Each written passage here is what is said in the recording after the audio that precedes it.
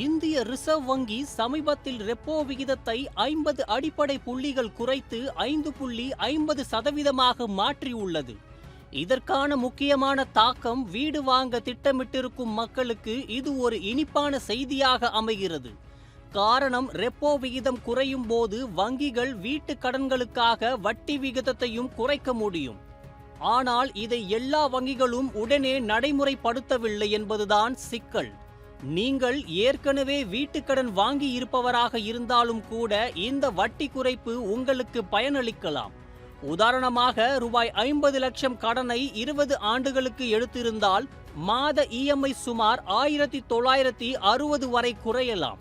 இதுவே கடனின் முழு காலத்துக்கு சுமார் 4.7 லட்சம் வரை சேமிக்கக்கூடிய வாய்ப்பை தருகிறது. ரூபாய் 30 லட்சம் கடனுக்கு மாத இஎம்ஐ சுமார் 1176 குறையும்.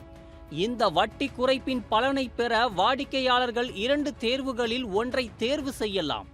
இஎம்ஐ தொகையை குறைப்பதா அல்லது கடன் செலுத்தும் காலத்தை குறைப்பதா? இந்த இரண்டில் ஒன்றுதான். ஆனால் சில வங்கிகள் இதை வாடிக்கையாளர்களிடம் கேட்காமலே முடிவெடுக்கின்றன. இது விதிக்கு விரோதம். உங்களுக்கு விருப்பமான ஒன்றை தெரிவிக்க நீங்கள் உங்கள் வங்கி கிளையில் சென்று எழுதி வழங்க வேண்டும். HDFC போன்ற சில வங்கிகள் இதற்காக வாடிக்கையாளர்களிடம் விருப்பம் கேட்டுள்ளன. ஆனால் மற்ற சில வங்கிகள் இதுவரை நடவடிக்கை எடுக்கவில்லை. 2025ஆம் ஆண்டு முழுக்க ரிசர்வ் வங்கி ரெப்போ விகிதத்தில் மொத்தம் 100 அடிப்படை புள்ளிகள் குறைத்துள்ளது. அதாவது பிப்ரவரி மற்றும் ஏப்ரலில் 25 புள்ளிகள், இப்போது 50 புள்ளிகள்.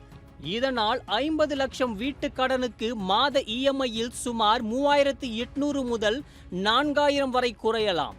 சமீபத்தில் வீடு வாங்கும் முடிவை தாமதப்படுத்தியவர்கள் இப்போது நடவடிக்கை எடுக்கும் சிறந்த தருணம் இது.